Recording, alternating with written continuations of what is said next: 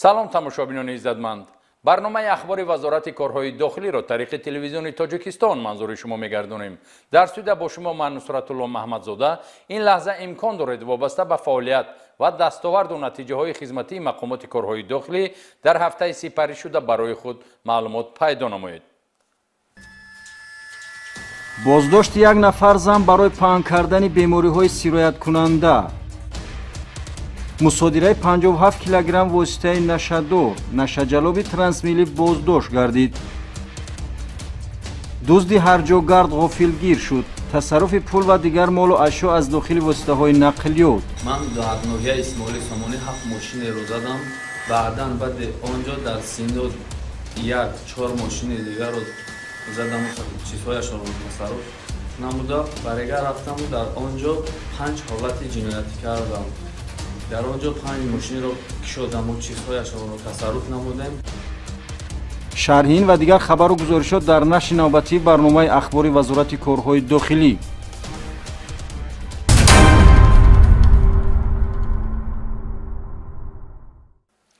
یکی از جنایت‌های بسیار تشویش‌آوری که به‌واسطه در زمینه صادر شدن آن سلامتی عامه آسیب جدی می‌بیند و منبع سرمایه‌گذاری دیگر شکل‌های جنایت‌های مخصوصاً وزنین از قبیل تروریسم، اکستریمیسم و گردش غیرقانونی سلاح است. این معاملات غیرقانونی واسطه‌های نشادور است.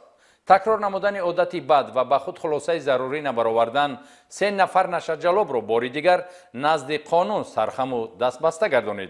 شرح این جنایت در گزارش نوبتی. در نتیجه کارکردهای اپراتیوی جستجویی از جانب کارمندان ریاست وزارت کارهای داخلی در شهر دوشنبه باز یک حلقه جنایتی قاچاقچیان واسطه نشادور آشکار و معین و دستگیر کرده شدند. رهبر گروه جنایتی را شهروند شریپوف بهرالدین سفرعلیویچ سال تولدش 1981 استقامت کننده شهر کولاب که قبلا با همین جرم سود شده است بر عهده داشته واسطه نشادور را دسترس و طریق دیگر هم مسلکانش پهن می ساخته است. یا رفیقم را زنگ زدم گفتم که با من میخواد چیزی مخدر در کار. بعد به من گفت که به شهر کلاب بیو من میگیرم میتونم چیزی را. من خسته رفتم مرا او 5 کیلو مواد مخدر داد. اخیراً ضمن کارکردهای اپراتیوی نخست همچون گمانبر برای معاملات غیرقانونی واسطه نشادور شهروند دولت و اکمل اکرم جانویچ سال تولدش 1984 ساکن ناحیه شهر توسی ولایت ختلان دستگیر کرده شد. ضمن از نظر گذرانی واسطه نقلات نامبرده تمغه اوپل استرا رقم‌های قید دولتی 6464 AT07 از داخل قسم پیش واسطه نقلات نامبرده یک بسته واسطه نشادور نوع حشیش که 1 کیلوگرم را تشکیل می‌دهد دریافت و مصادره کرده شد. بعد یک تا اونها را گرفته و آورده در شهر دوشنبه و اکمل نام رفیقم دادم. ما رو در پیش ژلزنی دروژنی دستگیر کردم. من بردین افغانی برادر بود زنگ زد که بیام خیلی چیز دارم بگیر برای مقصد بفروشید. من گفتم بردانی بدون که من دستگیر کردم. در ادامه چاره‌بینی‌های اپراتیوی جستجویی هم مسلک دیگر این گروه جنایتی شهروند شریپوف دلیر فیض‌الدینویچ سال تولدش 1986 ساکن ناحیه تیمور ملیک که قبلا 3 مرتبه سود شده است دستگیر کرده شد. ضمن از نظرگذرانی منزل استقامتی نامبرده در حجم 4 کیلوگرم و 482 گرم واسطه نشادور نوع حشیش دریافت و مصادره کرده شد. مطالعه رو گرفته به خانه خودم آوردم. از اونجا با او 4 کیلو مواد مخدر دادم که اون رو گفتم با عوضی 15,000 سومانی. من شهر کلو 4 کیلو همون کشیش رو گرفتم و آوردم. آوردم به شهر پگشت کارمندان بیشتر مورد دستگیر کرد. وابسته به این عین زمان نسبت گمانبر شوندگان طبق طلبات ماده 200 کودکس جنایتی جمهوری تاجیکستان پرونده جنایتی آغاز کرده شده مورد تفتیشات پیشکی قرار دارد.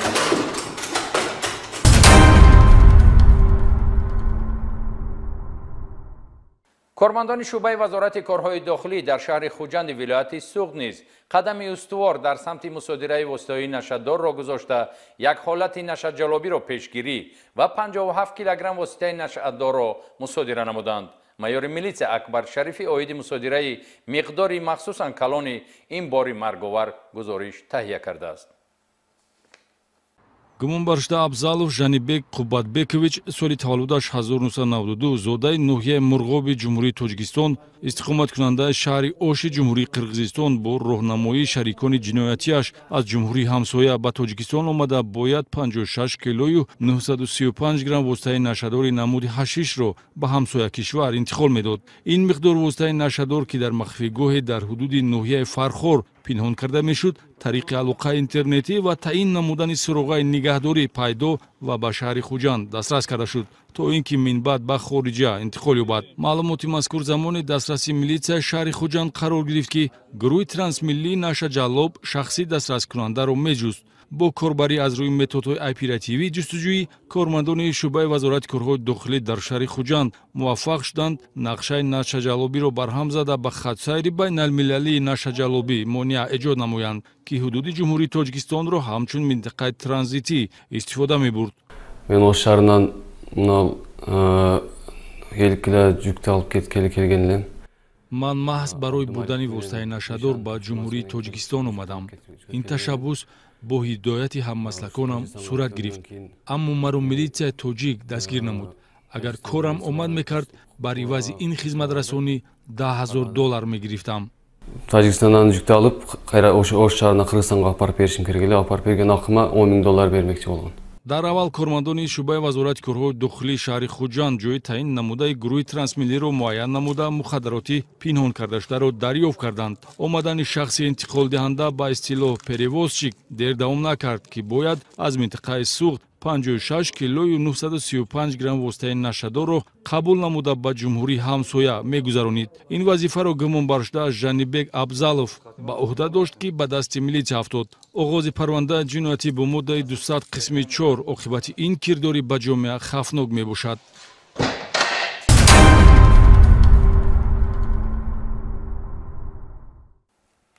سه نفر گمانبران جنایتی دزدی که در شهر دوشنبه مکانی صادر کردن جنایت انتخاب نموده بودند به دست میلیسیا افتادند. نقلات در صحن بینا گذاشته شده هدف گمانبران تصرفکار قرار گرفتند. بازداشت‌شده ها مراتبه دوم است که با جرم صادر کردن جنایت به جوابگری جنایتی جلب کرده میشوند.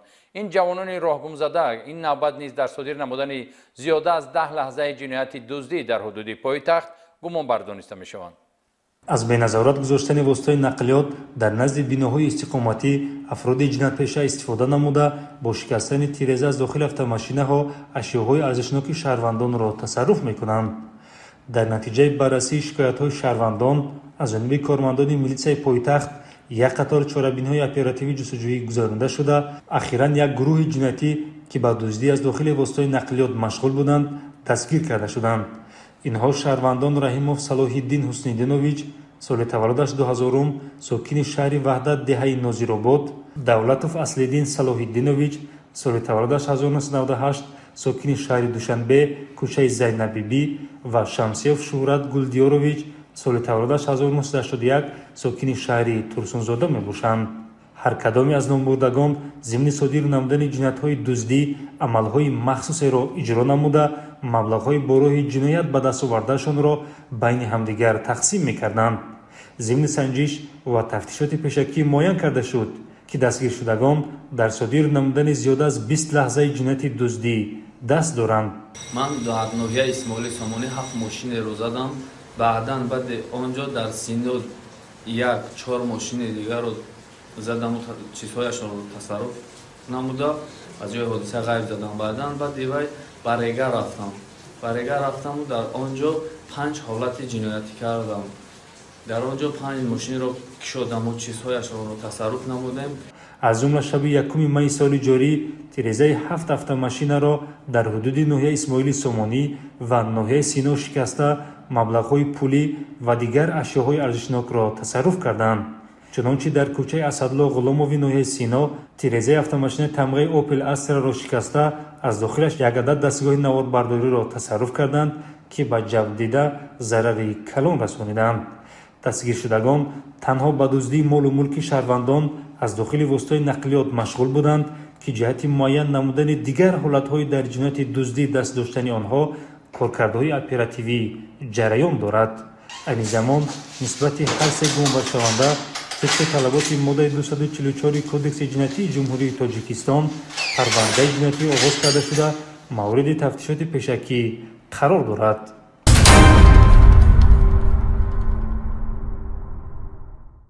شعبه وزارت کارهای داخلی در ناحیه واسه نیز از بازداشت یک نفر دزد خبر میدهد. دستگیر شده در دزدی لباسهای زنانه و مردانه و دیگر اشیاء گمانبر است. وابسته به چپدستی گمانبر در گزارش نوبتی برای خود معلومات پیدا خواهید کرد. مبارزه علیه جنایتکاری، تامین ترتیبات و آشکارسازی کردارهای ضد حقوقی و پیشگیری از چنین ظهورات سمتی افزایش‌یابی در مقامات کارهای داخلی محسوب می‌یابد. امروزها کارمندان میلیسیا کوشش به خرج می‌دهند تا نفرانی که دست به کردارهای غیرقانونی می‌زنند نزدیک قانون جواب گویند. به شعبه وزارت کارهای داخلی در ناحیه واسه ساکنین ناحیه مذکور شهروند خالف اسکندر با عریضه مراجعت نمود که سنه 7 اپریل سال روان شخصانی نامعلوم از نقطه فروش لباسهایش واقع در بازار هولبوکی ناحیه مذکور لباسهای مردانه، زنانه و کودکانه را که مبلغش 8500 سومانی را تشکیل می‌دهد تصرف نموده از جای حادثه غیب زدند. با دای نمودن چاره‌بینی‌های اپراتیوی جستجوی کارمندان میلیسیا یک نفر ساکن ناحیه مذکور شهروند عبدالرحمنوف بابا جان سال تولدش 1982 را با گمان صادر نمودن جنایت دزدی دستگیر نمودند که هنگامی پرسش نام برده پورا به گناه خود اقرار گشت. من با بازار رفتم، با بازار جمعه بازار رفتم، دیدم که مردم یک جوده بسیار آدم جمع شدگی اونجا در پیش از سوداگرده. همونجا رفتم چی کردم؟ سلفان شروع کردم زکول که فرماچای دیدیسکی چیزای فوتبولکا و فرماچه گرفتم در سلفان انداختم نگاه کردم به من نگاه نکرد سوداگر من گرفته از بازار برآمده به خانه رفتم. در شعبه تفتیشاتی شعبه وزارت کارهای داخلی در ناحیه واسه نسبت گمانبر شده با ماده 244 قسم 2 کودکس جنایتی جمهوری تاجیکستان پرونده جنایتی آغاز گردیده تفتیشات ادامه دارد.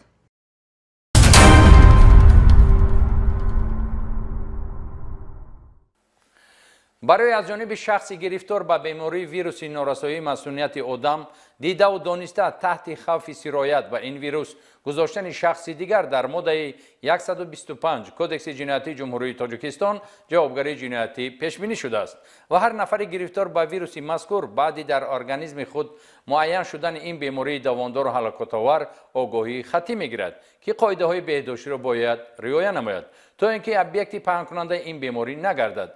همکارانمان عاید بازداشت یک نفر زن گزارش تهیه نمودند که 9 نفر را دیده و دانسته به این بیماری گرفتار کرده است. کارمندان شعبه گفتگوی جنایتی ریاست وزارت کارهای داخلی ولایت سوغد در نتیجه چاره‌بینی‌های اپراتیوی نظارتی معین کردند که زن 52 ساله اقامت کننده ناحیه باباجان غفوروف برخلاف معیارهای مقرر نموده قانونگذاری در سمت حفظ سلامتی اهالی عمل نموده نوبسته از آنی که از مبتلا شدنش به ویروس نارسایی آدم آگاهی داشت دیده و دانسته به 9 نفر مردی گوناگون سن سال، 1 نفر ساکن شهر بوستان و 8 نفر اقامت کنندگان ناحیه باباجان غفوروف هم خوابه شده آنها را تحت خوف سرایت‌یابی قرار داده است. عمده خون سپردم روزگی خودم کردی. سونی باید گفتن که سال گذشتگی 20%. شما باید بار خون میسپرم. سونی 2 ماه بار عمده پول خودم ریگین کده. همه چیز گذرانه میستم که سلامتی من چخیله. همخوابگی به رعایت چاره‌های بهداشتی از جمله به استفاده از ریفولا که از شناسایی‌های تصادفی سرچشمه می‌گیرد امروزها یکی از راه‌های پنهان کننده بیماری ویروس نارسایی مسئولیت آدم میباشد. مشاهده‌های اپراتیوی و جریان تفتیشات پیشکی آشکار کرده است که اکثر گرفتار شدگان با ویروس نارسایی مسئولیت آدم مریضی خود را پنهان داشته دیده و دانسته و قصدانه در پهن گشتن بیماری مساعدت می‌کنند. متاسفانه نه همه وقت شخصان مبتلای بیماری ویروس نارسایی مسئولیت آدم معیارهای حفظ کننده سلامتی خود و اطرافیان را رعایت میکنند. با معین شدن حالتهای مذکور ما کارمندان مقامات حفظ حقوق ضرور میشماریم که تاثیررسانی‌های حقوقی را استفاده بریم و برای چنین مناسبت‌های بی‌پروایانه نسبت حیات سلامتی جامعه پرونده جنایتی آغاز نماییم، زیرا حفظ حیات سلامتی اهالی در فعالیت ما سمت افضلیتناک محسوب می‌یابد. айни ҳол аз рӯи ҳодисаи ҷиноятӣ бо дастрасии талаботи қисми 1 моддаи 125 кодекси ҷиноятӣ парвандаи ҷиноятӣ оғоз гардида нисбати шахси гумонбар чораи пешгирӣ дар намуди ҳабси пешакӣ татбиқ шудааст. ба хотири пешгирӣ аз ҳолатҳои дар гузориш инкос ёфта шаҳрвандонро зарур аст ба муносибатҳои тасодуфӣ маҳрамона роҳ надиҳанд.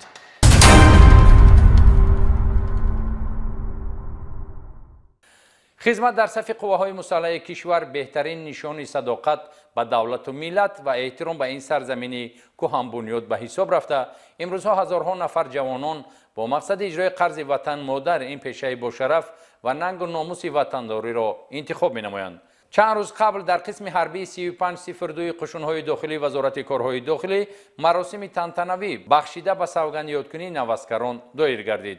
در این چاره‌بینی رهبریت ریاست قشون‌های داخلی وزارت مذکور، سابقه داران، والدین نوسکران اشتراک داشتند. رهبریت ریاست قشون‌های داخلی وزارت کارهای داخلی در این جمع سخنرانی نموده قید نمودند که به ارتش ملی به خدمت رفتن جوانان امروزها باعث افتخار بوده. آنهایی که به خدمت مادر وطن سفربر کرده میشوند مراسم سوگند یادکنی برایشان همچون صحنه فراموش نشونده و خاطرمان باقی خواهد ماند. باید تاکید نمود که اکثر آن نوسکرانی که سوگند یاد کردند جوانانی بودند که با میل و خواهش خود به خدمت اختیاری آمدند. دانش و معرفت و فرهنگ و مدنیت سربازان از آن شهادت می‌دهد که آنها واقعا هم با درک بلند مسئولیت شناسی و احساس وطن پروری و ملت دوستداری خدمت در صف قواهای مسلح را وظیفه مقدس خود می‌شمارند.